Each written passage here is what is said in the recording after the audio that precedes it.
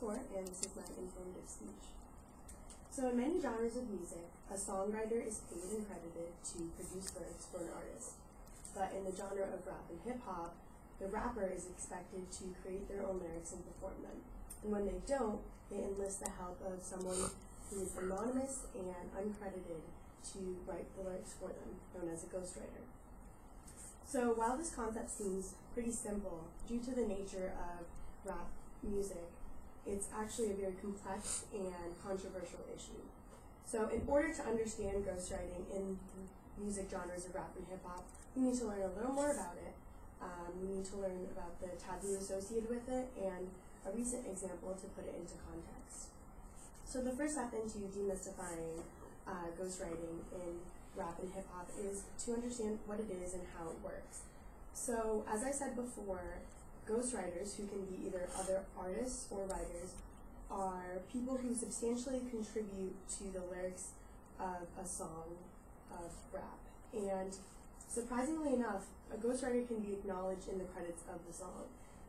According to an interview of an anonymous ghostwriter by Rob Markman in MTV in 2015, you're still a ghostwriter if your name is in the credits. It's still hidden, it's still tucked away. That person isn't running around doing interviews saying, I wrote this and I wrote that.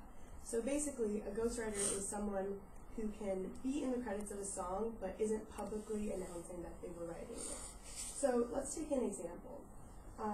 J. Cole, a very famous rapper, in his most recent album, 2014 Forest Hills Drives, has a song called No Role Models. And according to Wikipedia, 10 people were credited for that song. One was J. Cole, another was a producer, which is pretty normal to be in the credits, and there were 8 other people credited for the writing. So according to this anonymous ghostwriter, we don't know if the 8 people were ghostwriters or if they were collaborators with J. Cole because of the nature and complexity of ghostwriting in hip-hop.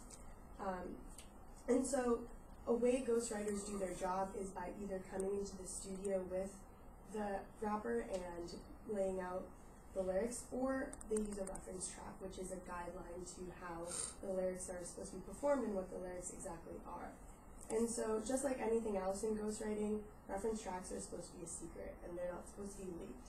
And if they are, then it's just a big, huge deal. So as I said before, other music genres, ghostwriting is simply songwriting. But in rap, ghostwriting is looked down upon and is actually unacceptable. And it's viewed really negatively because rap is heavily lyrical, and the lyrics are supposed to be intricate and thoughtful, and rappers are supposed to take huge pride in the job that they do in their creativity. Additionally, rappers' only job is supposed to rap. They're expected to create their own lyrics and to perform them. In other genres, artists are supposed to dance or sing in different octaves, or they're supposed to play an instrument. But in rap, you just create your rap and you perform your lyrics. A really big part of why it's so looked down upon is because rap lyrics are supposed to reflect the life of the rapper, and they're supposed to reflect the experiences and the hardships that they go through. And if someone else is writing your lyrics, then it's not authentic anymore. And as Sarah Thompson said in BBC in 2014, rappers are under the pressure to keep it real. And you can't really keep it real if someone else is writing your autobiography. So since there is such a stigma on rappers using ghostwriters, whenever a rapper is accused of using one, there's an uproar in the hip-hop community. And the most recent and probably most famous example is Meek Mill accusing Drake of using a ghostwriter on his song Rico. Meek Mill tweeted, "Stop comparing me to Drake too. He don't write his own raps. That's why he ain't tweet my album, because we found out." So as you can see, Meek Mill is a rap purist. He expects that the rappers write their own lyrics in his songs, even if they're just a feature. Additionally, Drake was also accused of using a ghostwriter on his song 10 Bands, according to Stereo Williams of the Daily Beast in 2015, because a reference track was leaked. And this alleged ghostwriter, Quentin Miller, said that he wasn't a ghostwriter, that he might have collaborated with Drake, but he wasn't writing his lyrics for no credit.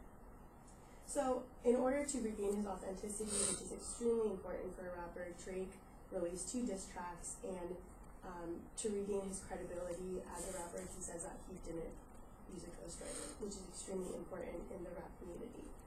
So now we know exactly what it is and the taboo associated with it and an example to put it into context. Even though we can't really pick out who a ghostwriter is, we can try to listen for it in the lyrics of a rap song and try to figure out if the rap is authentic or not. But unfortunately, it's still a mystery that we're unable to solve.